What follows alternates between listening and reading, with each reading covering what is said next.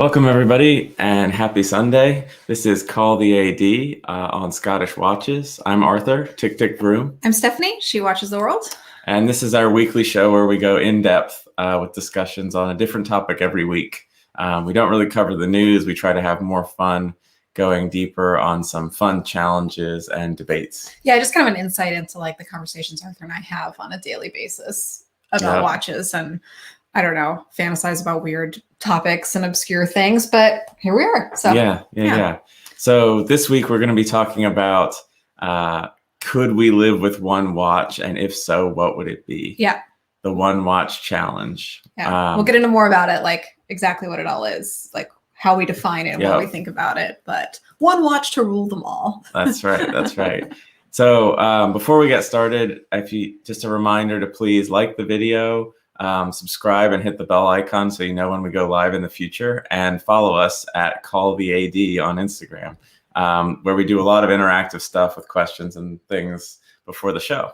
Yeah. So we'll highlight some of the viewer answers on what their one watch collection would be as well. So let's do a quick wristwatch check and then we'll get going. Yeah, sure. So today I'm wearing my Zenith Defy Midnight, and I just changed it to put on this white strap. And frankly, the reason I'm wearing a white strap is it's a snow day and I'm not going outside anywhere. So I'm not scared to get the white strap dirty. I think it looks like some sort of silk or something on it. And satin, like there's no way that I could wear this white strap in real life. So just around the house, like it feels like safe, but I love this watch. And I actually think this could be a contender for a one watch to rule them all. But yeah. Cool. And today I'm wearing my Omega Planet Ocean. This is the 8500 movement coaxial one. And this was my first big luxury watch purchase. Okay, in all fairness, you were wearing your Tudor Black Bay 58 like 3 minutes ago, and I realized that you changed it because you've been wearing it like every Sunday for the past like 3 weeks. So. Yeah. Which is also another contender for a one watch to rule them all. That's right. And that's one reason our rule for today's challenge on one watch collection is it cannot be something we already own. Exactly, which is really hard because I definitely have some contenders. You have some contenders. But yeah, I think this is a fun topic. Let's say hi to some of our friends before we get going. Nice to see you. David Bryant's here. Roberto, Mike Finlow. Nice to see you. My friend Richard from work. Hey, Richard. Swiss Made Obsession. Good. Hello. Hope things are good over in Amsterdam. Yeah. Julian, Jeremy. Thanks for joining, guys and gals. Yeah. And Jeremy, thank you for telling me my watch is beautiful. I agree. So we had a fun weekend so far. It's a snowy day today, but yesterday we went driving. Yeah, before the snow hit, it was actually really warm here in DC, and so we took the sports cars out for a little jaunt with some friends out in the Virginia countryside, which was great and beautiful. And now snow's on the ground, so the cars can't go anywhere. Yeah, and we don't often talk cars on here, but if you've seen some of our pictures on Instagram, we're Porsche people. I know it's insufferable. It's a bit unbearable, but they're awesome cars. But our friends are also watch people and Porsche people, so the four of us together are just really insufferable and awful together. But we had a great time, so it's good. Yeah, and it's good to see Derek here, another one of the Scottish Watches crew. So that's good. Shall we get started? Yeah, but let's talk a little bit more about the topic, right? Okay, so one watch to rule them all. First off, I think this is how normal people live, right? Like most people have one watch, maybe two, or no watch at all. Right. So I think that's like a healthy way to think about watches occasionally, particularly if we're talking to, non-watch idiot savant people. Yeah. Like what's a good one all-arounder? Now in reality, could Arthur and I ever do that? Probably not, but it's fun. It's a fun thought exercise to think about. Now, one difference that I took from this than you did is I don't think this means it has to be one watch that you have forever and it's your only watch you ever have, but you only have one watch at a time. And so I'm not suggesting you switch out every month or whatever, but for the purposes of the challenge, if you're trying to pick one, it has to be right now, what do you think would be the pick? Exactly. Right? And again, for us, you couldn't pick one that you already own, already have. But one thing I thought was interesting is you posted this question on Instagram to see what responses would we get. And actually a lot of people took this very differently than we did. So I haven't seen Arthur's picks. He hasn't seen mine yet. So it'll be a little bit of a surprise, but I took it more about like versatility of something that I can wear all the time. And I think a lot of people who responded, thank you for responding, by the way, took it as almost like an exit watch approach. Like if I can only have one watch, then this is going to be my high horology piece, my grail. This is it. This is my one time to have it. So usually, I mean, the way I would pick that too is usually something that might be out of reach today, but if you sold everything and consolidated all that money, there'd be a piece that sort of like you think would satisfy your horological desires and passion for a long time in the future. But I mean, part of like what brings me enjoyment about watches too is the choice in the morning, like opening up your watch box and be like, ooh, what do I want to wear today? So, you know, I guess if I was ever going to go to like a minimalist capsule wardrobe or something like that, to think about one watch might be good. So Julian's asked a good question. It's sort of like one watch up to what value? So what are our rules? I guess it's going to be something we don't already own. Because otherwise I would be considering my Black Bay 58 probably, and you'd be considering that Zenith, I think. And we're kind of taking this two ways. We're taking it one as what would we pick for a functional all-arounder, like a watch that is stylistically versatile and has the functions you'd want. You could dress it up, dress it down, and you could really like never take it off. That's kind of how we started. And some people kind of answered the question that way. And those, for me at least, are watches sort of in the range that I typically could buy these days. Like definitely under 10K, looking for something. Oh, my budget's all over the place. Yeah, you're all over the place. And then the second option is that exit watch thing, which is like you go really high. Maybe you sold everything and put all that money into one. And then saved up on top of that. So that's going to be sort of the second take. So we've each made some picks from both of those categories. And we'll see where we go. Well, do you want to start with what watches do you currently have that you think would be contenders? For a one watch to rule them all. I think my Black Bay 58. I really like how, for one, the size, the fact that it looks sporty or dressy on a bracelet, but you can easily swap it onto a strap. And I really like the gilt dial because when you do want to kind of dress it up, it has something a little special that a complete monochrome like black and white watch doesn't. You really can wear it with jeans or a suit. You could put it on a strap. You can't wear it with the tux. But when does that happen?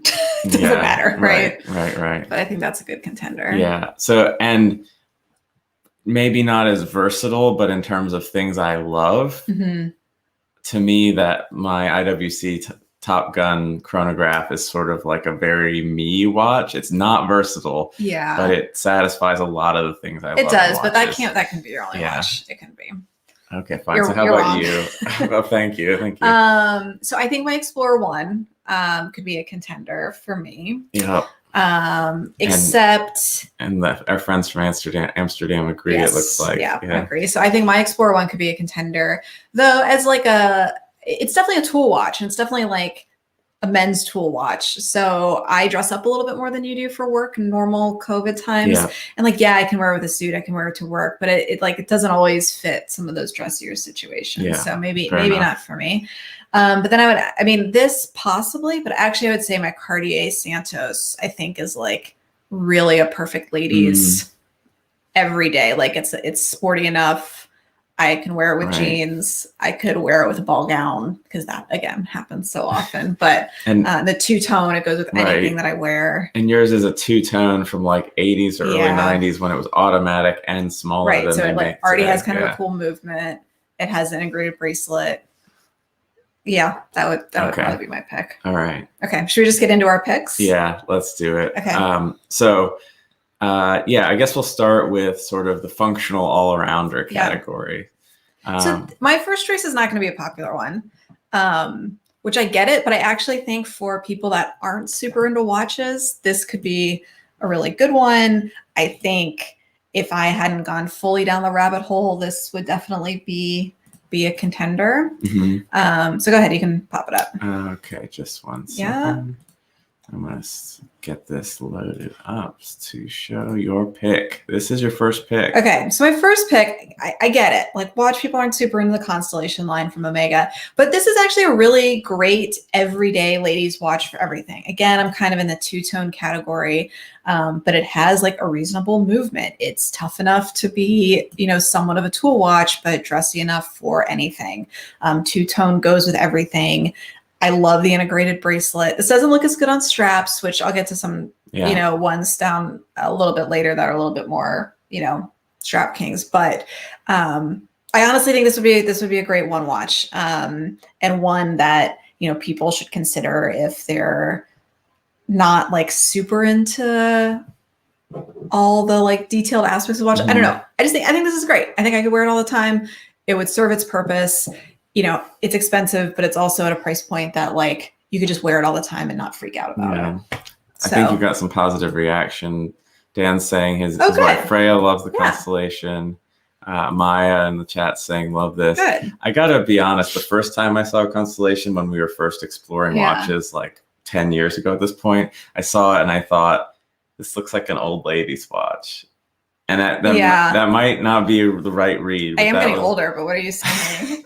Oh God! Yeah, you really stepped gonna see myself out now. No, but in all seriousness, I mean, like, not for a one watch collection. I would love to find a vintage one of these at some point. Like, the other reason this is a contender for me is everyone knows I'm like super into space, and so there's just like a little bit of that like space geeky element of it. The back has the telescope on it, which is awesome. So, do they now? I think so. Really? Okay. Oh, maybe this one has a sapphire let's give case back. Yeah, it does, and which is great. But these days, it's one of the really nice Omega coaxials. Yeah. So.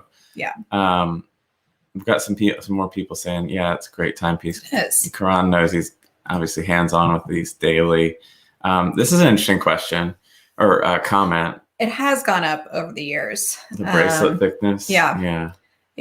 And if I was going to get a Constellation right now, given the collection that I have, I don't think I would get a new one. I think I would get a vintage one, and I would probably get a stainless steel with like a dark blue.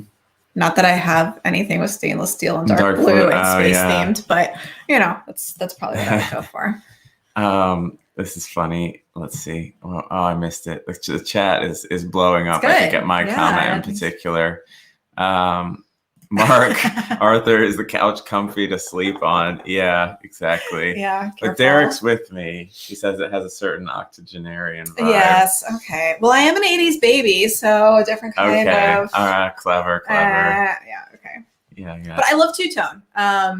And two-tone generally, I think, is a very 80s thing. I think that might be what made me think that too. Though I really think it's coming back. So buy all the two-tone pieces you can right now. That's my thought. Okay, let's move on. Okay, cool. My pick for the versatile all-rounder is somewhat predictable if you looked at the thumbnail. Yeah. It is the Rolex Explorer One, the current 214270 39 millimeter with the lume numerals. To me, it's just, well, first of all, when I think all-rounder, I think simplicity. So I'm a kind of a no date kind of guy in the first place. And I really like how the Explorer One just like walks this, especially in the modern form where it's sort of been slightly blinged up a little bit. It walks this fine line between sporty and dressy. And I think it can fall either way depending upon your outfit simply because of how simple it is. Yeah.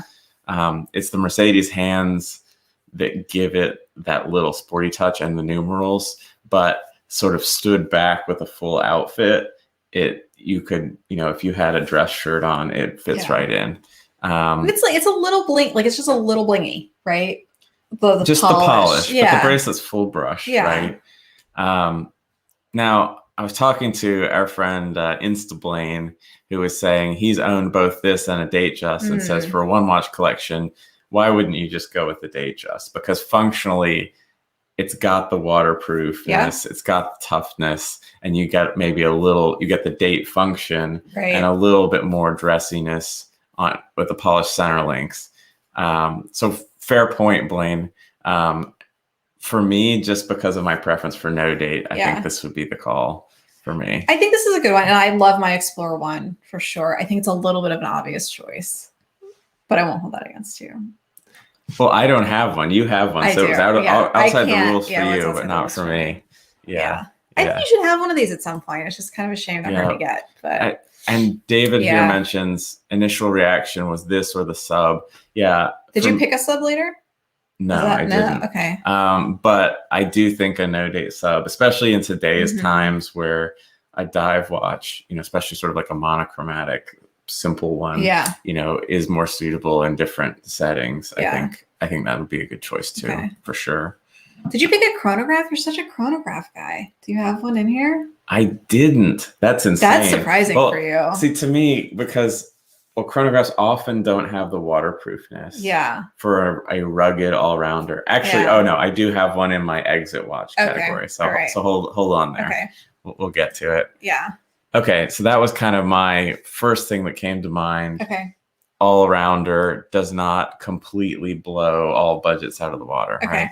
Yeah. I think this would be a great one for you to have at some point too, by the way. Yeah. It's interesting because you need another black watch in your collection.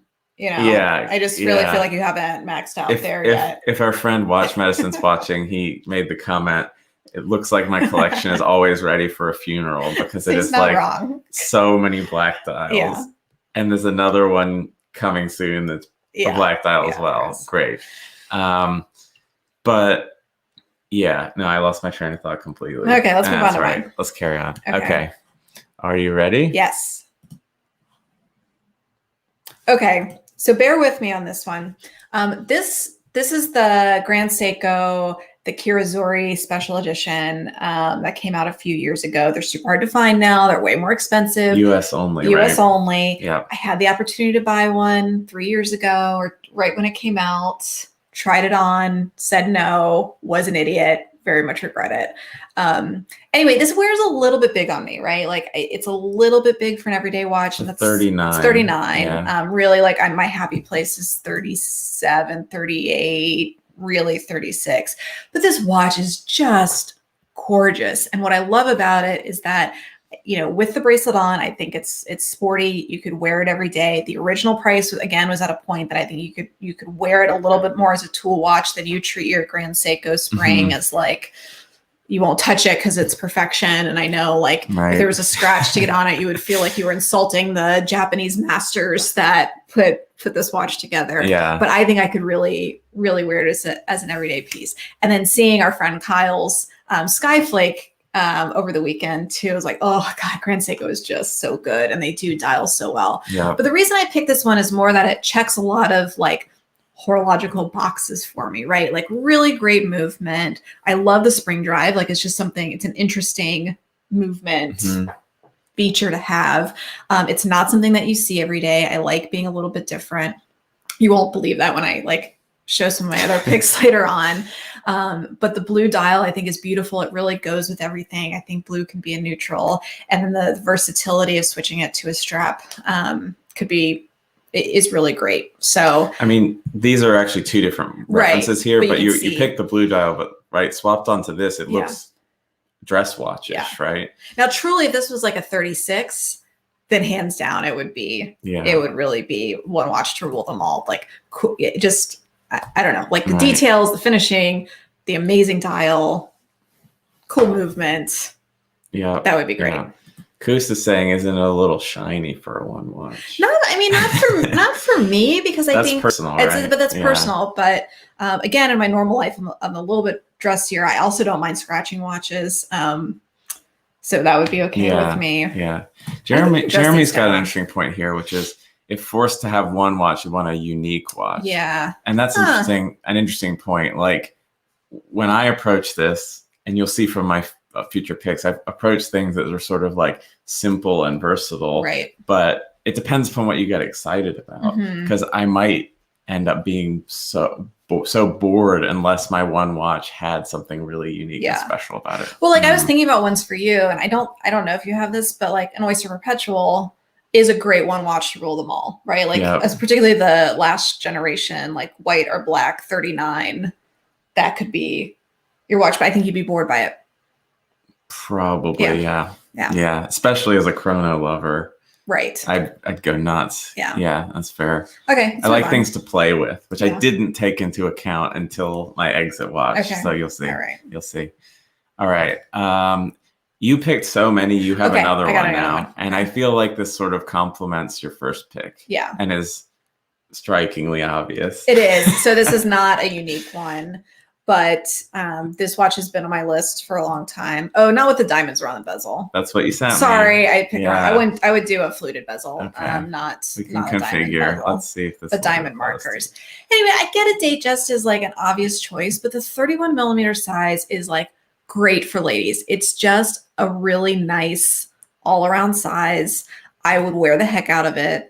Kind of like.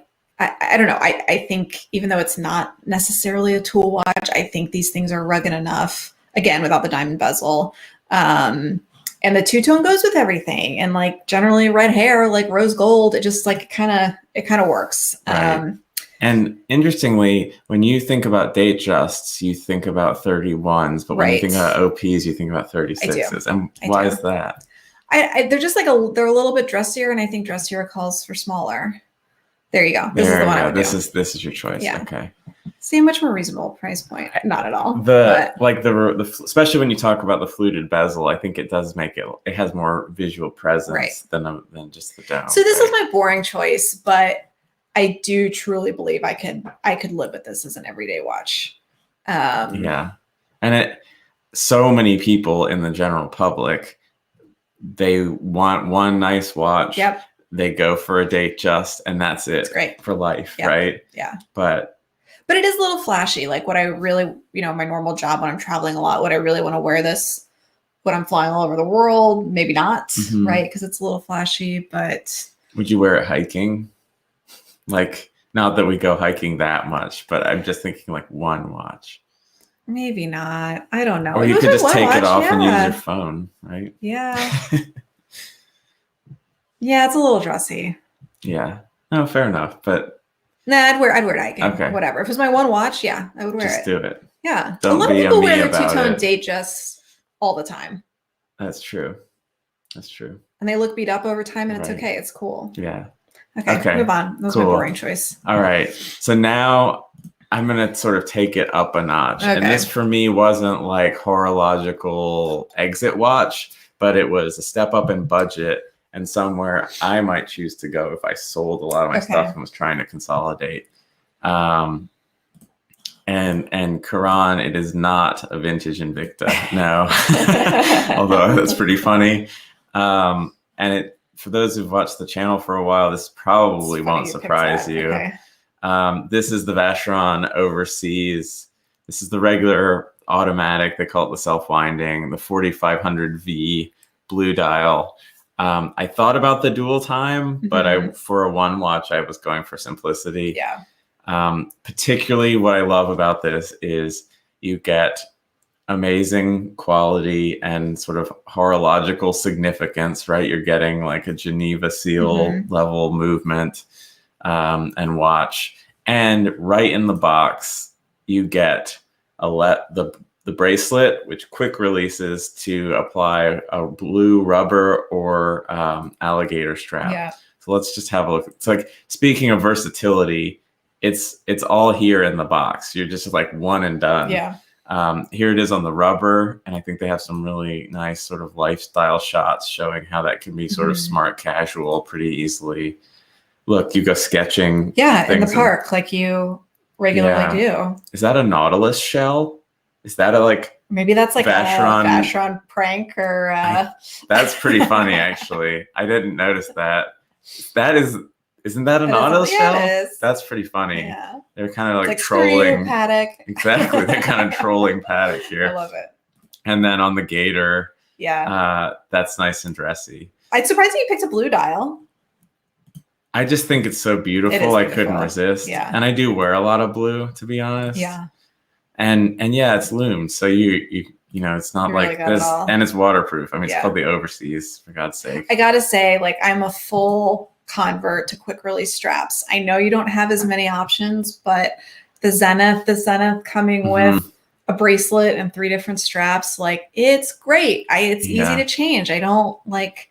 I can do it quickly in 2 seconds when I'm getting dressed in the morning. It's not a whole ordeal. So I hope more brands pick that up. And I'm really on the train of I'm not buying any more straps without quick release. That's it. Well, like quick release spring bars, but then watches that can do the one button quick release is even better. Yeah. Koos likes my pick. He said also be easy for it to be a one watch because it'd be paying for it for years. Yes, that is true. Yeah, this would truly be like you're selling everything, saving up some. Yeah, let's go all in on it. So the thing I would think that you would have a hard time about this watch is if it was really one watch that you're wearing all the time, you would be worried about it. Yeah, I think you're right. And that's the downside of going this route. Yeah. I just wanted to get a movement shot. But like in reality, I don't know. I might put it on rubber and go hiking. I might be okay with that. Really?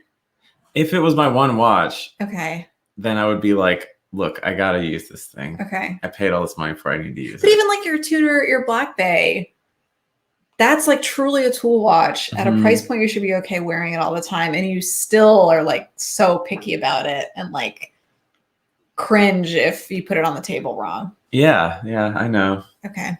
It's just me. Okay. Nice you try. Are who you are. Yeah. Well, I see we did not coordinate this, but you have some other stuff coming. I did too. So you kind of went up market a little bit next. I did, but go to the next one because we did not talk about this, but this was my, I guess maybe exit piece, I guess you could say. So really we didn't talk about it, and I'm not usually a Vacheron fan. It's not a brand that I like think about or talk about that much. But I was looking for like what would be my exit watch or like higher end piece. And I originally thought about the Royal Oak. Look at this comment. For those that don't know, this is Karan, who is our watch dealer. God, Karan, don't tell me that. Don't tell me these things. Go up to Julian's comment there. I really appreciate you go cycling with your Longa line. I think that's awesome. I do have like a horror story to tell you though about my coworker who went cycling with his watch. It was not a Longa. It was a Nomos World Time. The Velt site, which is a really cool watch. We bought it when we were together.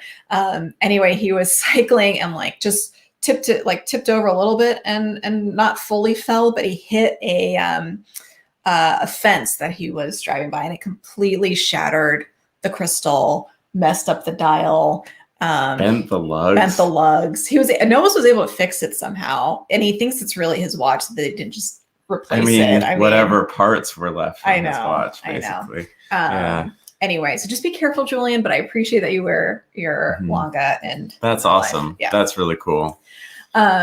Anyway, this one, I mean, for all the reasons you said, the overseas that you picked could do it. It's the same thing. I was originally thinking of the Royal Oak, but you can't swap it out on straps. And I really do like the ability to have it on a strap. Yeah. And I think this could be really neat. Cool. And I think the blush color of the dial, like that light pink blush, really can be worn as a neutral. I mean, that looks silver basically in that light.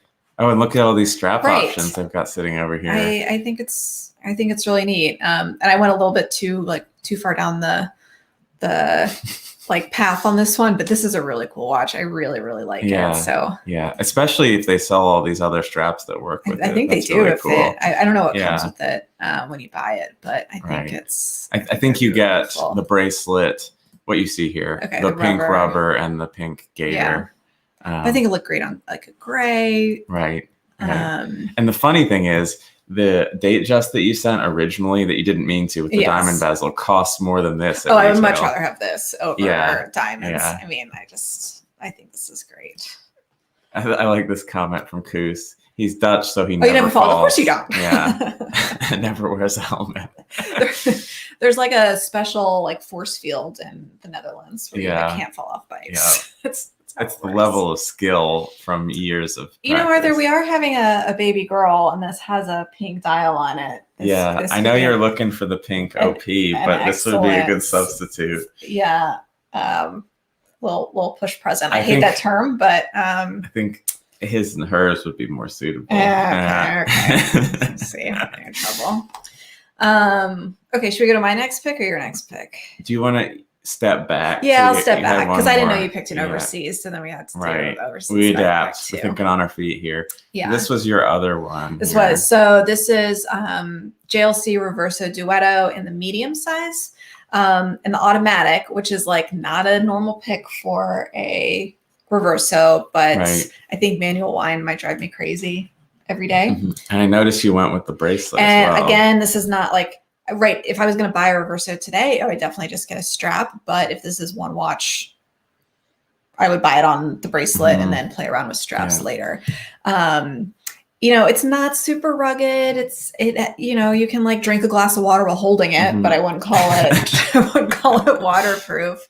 But I think it's like, it's a good combination of like in the stainless steel, you know, on the white dial, silver dial face. Like it looks like kind of like my tank, just like an everyday great silver watch that you can wear all the time. Stainless watch you can wear all the time. I really love the fact that it's got a silver dial with Arabic numerals and blued hands. Yeah. It's like less dressy. The Arabic, I think, makes it less dressy. And it's literally like it turns into an elegant kind of, especially for a ladies piece. It just feels like a little bit of a cheater because it's like you're really getting two watches. But this on like a blue satin strap for like in a black cocktail dress, God, that would look amazing. And I like that they hide the diamonds. They're on one side but not the other, so you can literally kind of like multiple personalities in one watch, right? So this may be my favorite pick as a one watch. And like I also like the heritage of the Reverso because I'm into horses and the background of it is all about polo. Not that I play polo, but you know, you're a horsey I'm person, stretching a little bit. So I think that may be my favorite pick. Yeah. But now talking about Vacherons, I really like that overseas. I tried to show you those in the store in New York in 2019, and you were like, I have to find things on my own. You know, if you tell them to me, I don't necessarily like them. I gotta come to the conclusion myself. Your own watch journey. Exactly. Fair enough. Fair enough. That's a cool pick because it's basically 2 in 1. Yeah. Okay. Now, let's see. We got a good comment about this one. David Bryant saying he's a massive Reverso fan. Bruce Wayne wears one. True. I don't think it's really an everyday watch. It scratches unbelievably easy. Kind of a delicate flower. It's too bad though. It does make sense because I have looked at some of these on the pre-owned market because their prices drop pretty crazy on pre-owned, and a lot of them look pretty scratched to hell. Yeah. So well, it just depends. You just have to like accept that going in. Yeah. Right. If you're okay with that. Right. There you go. Yeah. Right. And generally I am. I just like, I don't mind it scratching. I don't want it to look super beat up. Yeah. But I think I'd be okay with it. Hold on. Someone came in with the name Vintage Invicta. Oh my God. Who are you? You know, there was Is it Chris? It might be Chris Chang. Yeah, we'll see. Yeah. Okay, cool. So then I guess we'll move on to my sort of like exit watch approach. We had a lot of people on Instagram suggesting their one watch was like a high complication Patek or Lange or, you know, whatnot. And I guess you could go that way, especially if you're like, when you don't feel safe wearing that watch, you just don't wear a watch. If you're really sticking to the one watch rule. Yeah. So I dreamed up, well, what would I want to do there? This is where I finally went the chronograph route because the chronograph is my favorite complication. Yeah. And I said, why not go? You're getting precious metal. Why not go with my favorite precious metal, which is rose gold? Okay. So rose gold chronograph, high complication. And I love to see a movement. So no rotor, so manual wind ideally. Okay. And there could be only one. And for me, that was this. All right. Yeah. I mean, if we're talking about like true exit the watch that checks all the boxes for the things that I tend to love. Yeah.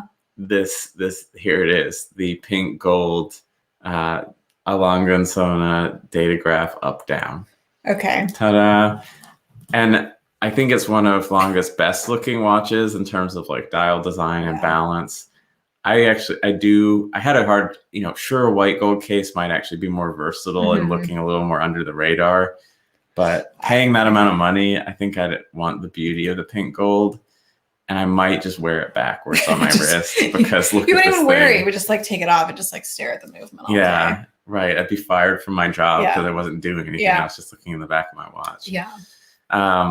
So for me, this would be the like, I'm out and I think I could maybe. You also have to have a different happy. life if this is going to be your everyday. Like you're not actually working or doing anything around the house or being a useful like human. Yeah. You're just like sitting around in a smoking jacket with your slippers on.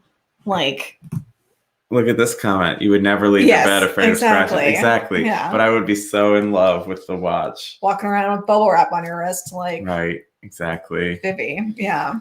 Oh man.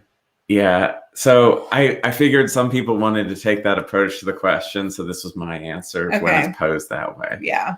Did you have one in that category? No, I mean the Vacheron for me is like just seems like a crazy amount of money to spend on a watch. So that would probably be my like my XP. Well, this is actually nuts, usable. But I love complications too. Yeah. I like pure, like super simple, right? Like no date 3-hander or chronograph plus combination. I think any of the like true high horology pieces that I've been attracted to, like the little Longa one with the moon phase, or some of the crazy Van Cleef ones. They're just like you can never have that as your only watch. Like you just never wear it on an everyday basis. So I get what you're saying. But yeah. And it's worth so much if you're ever stranded, you can just sell your watch for a Porsche in an instant. Perfect. Yeah. Chris is asking, what's the water resistance? I have let's see if we can find out. I don't think that's really something you worry about. Oh, sorry. What was his next comment? Just be careful when you fall off your yacht. Exactly. Yeah. I'm not sure water resistance is something you even like ask about when you buy a watch like this. Well, if you have this watch, you're not someone that does your own dishes, so it doesn't matter. Right? Yes, perhaps. I don't know. Maybe you spent all your money on it, so you do your own dishes. Yeah. I agreed. Mr. Vintage Invicta Longa has the most beautiful movements ever. Julian says he knows the water resistance and it's 30 meters, so you can wash your hands. Okay. Yeah. So that was my pick. Yeah. So I guess those of you in the chat, what would you pick? I guess first of all, thinking about like the sort of rugged, everyday, all arounder, like a real never take it off. And then what's your true exit watch? Yeah. This is a fun topic though. Yeah. It's never something we actually will have to live with, thankfully. Yeah. But most of these topics we talk about aren't things we would actually ever go do in real life or have in real life. So So why not? So we want to hear from you all. I can pull up some of the answers from Instagram as well while we're chatting. There were lots of Patek reference numbers that I don't know by heart. Our world. Yeah, we don't know. Some AP reference numbers we don't know. There were at least 4 or 5 people who called out the Explorer One. Yep. Similar to me. Yeah. Bunch of Zins. Zins came up. Yep, they did. Which I think is they good. Did. Roberto he's a big Bremont guy, so he was saying the Wright Flyer is his favorite of those. Oh, Dan has popped on with his choice. Yes, I love this answer. I think you guys should have a bet, and if Dan loses, he really we'll find him one. Oh, I've been trying to find him one this entire time. I cannot find the Mr. Bean Wacky Tie watch. Then if you get it or whatever, he loses a bet, he actually has to wear it as his only watch for an extended period of time. I think that would be funny. That would be cool. Yeah. Oh, Blancpain. Blancpain's a good idea. Yeah. And actually, it was Derek in the beginning who said, I think his pick was the Blancpain 50 Fathoms Hodinkee limited edition, which is a really cool watch. Right. That's got the tribute to mil-spec. It's got the little orange and cream moisture indicator, but it's downsized to 40 or 41. Very cool watch. Yeah. Dan, we've been trying to find that Mr. Bean Wacky Tie watch. One of my favorite things I noticed in researching this was you suggested that, and then I somehow in my internet searches, I saw some of the real watches Rowan Atkinson wears, and he was wearing an IWC Portugueser chrono limited edition with the blue dial. Oh, he's got taste. Sort of like shattered my illusions. I mean, he's known to be a car guy too. I think he had a McLaren F1. Oh, okay. So Mr. Bean, and I heard a fun fact, which was that I think of the original Mr. Bean show, there were something like only 14 episodes ever made. Oh, really? But it just became this. And like Dang. the funny thing is the meme I saw was like 14 episodes ever made, but no one has ever known if they've ever seen them all. Yeah. Because you never like watch them in order or whatever. All right, let's see what some of these other picks are. A Sky Dweller. That is a good choice. That's a good choice, Mike. Yeah. Yeah, it's got that sort of like versatile date just look at a distance, but it's got the complication. That's look at that. It's different than most Rolexes that you see. You don't see that many Sky Dwellers out. That would I think that is a good choice. Karan's pick is a Patek Celestial. That's the true like horological exit watch side of things. A Speedy. We didn't even talk about Speedies. Kim's asking what do we mean by exit watch? We mean you buy this one watch and you're done with the hobby. You try to not buy anything more. But exit more than just like, okay, you buy one watch that works for everything, but exit watch being like you have hit the pinnacle of everything you want to collect, I'm done, right? Like I'm out. This has checked all the boxes of everything I could ever want. There's actually quite a few people calling out here for Speedy Mark IIs. Yeah. Those are funky. Mm-hmm. I think the case shape is sort of divisive. It's not my favorite, but that's a cool pick. But Speedy in general isn't something that I really, well, you have a Speedy. That's why you didn't pick it, because that wasn't part of the rules. But I do think a Speedy could be, I know everybody thinks they're like delicate flowers that if they touch water, they'll disintegrate. But they're really not that.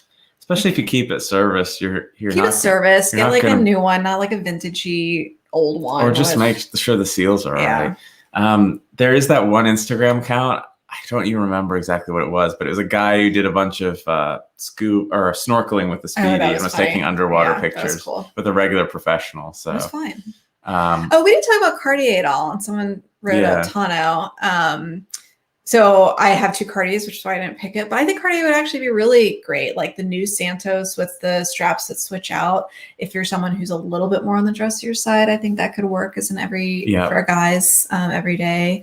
I always recommend the Panther to ladies. Two-tone Panther could be, but they're all quartz, I think. I don't know if they are. Yeah. Sizes. But if you're someone who doesn't care, that could be a good one. Yeah.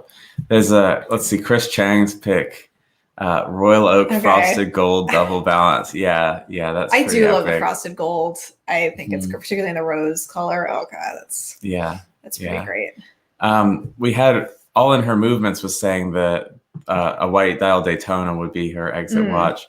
Vintage Invictus saying he loves the new Zenith. What do you think about that one? I love it.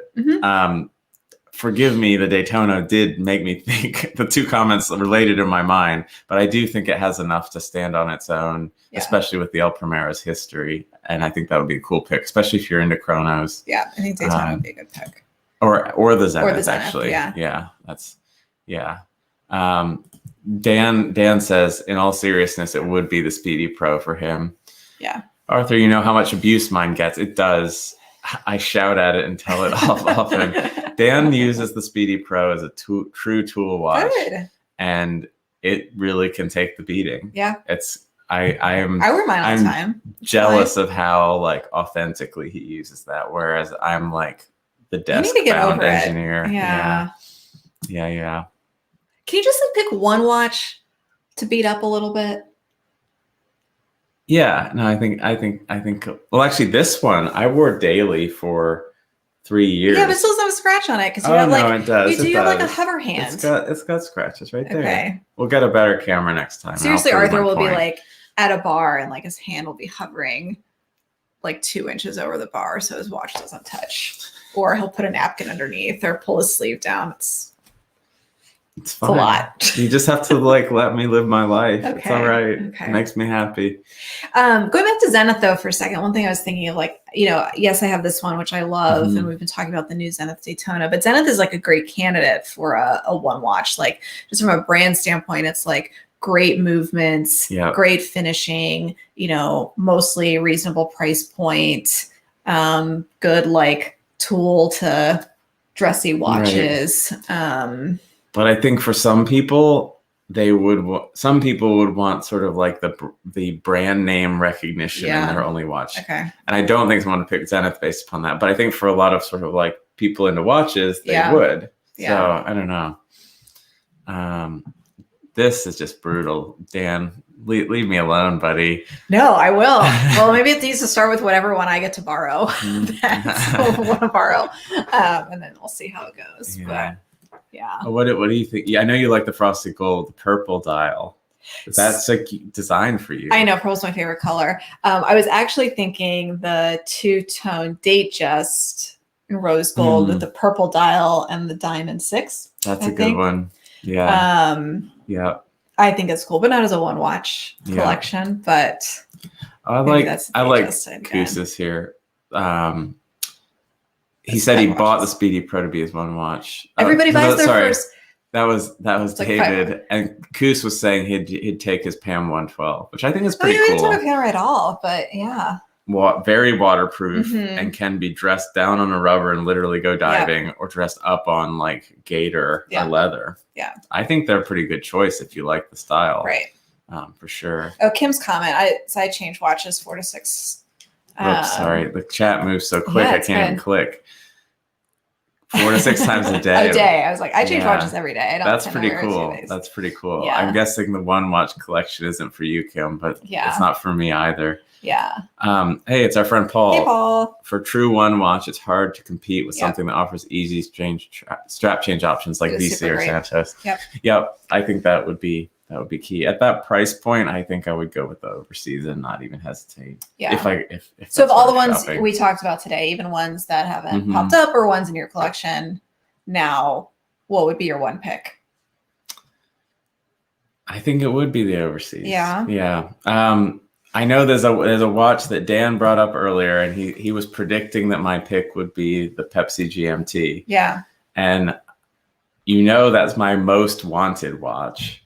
And it is one that I really, really like feel like I need to have to like complete my collection, and especially because of the aviation theme running through my collection. Yeah. But I don't think the red and blue sort of bold bezel fits for an only watch. Okay. I mean, for things I love, it might be good, but when I took that perspective of like everyday versatility, that's where that watch would have come in. And I think the colors limit the versatility a little bit. Yeah. It doesn't change how much I love it, but just for this topic. So I think mine, if I could really only pick one, as much as I love the Vacheron, I think I would do a two-tone Santos, the newer one that you can swap out the straps for. The medium size, the smallest auto. Yeah.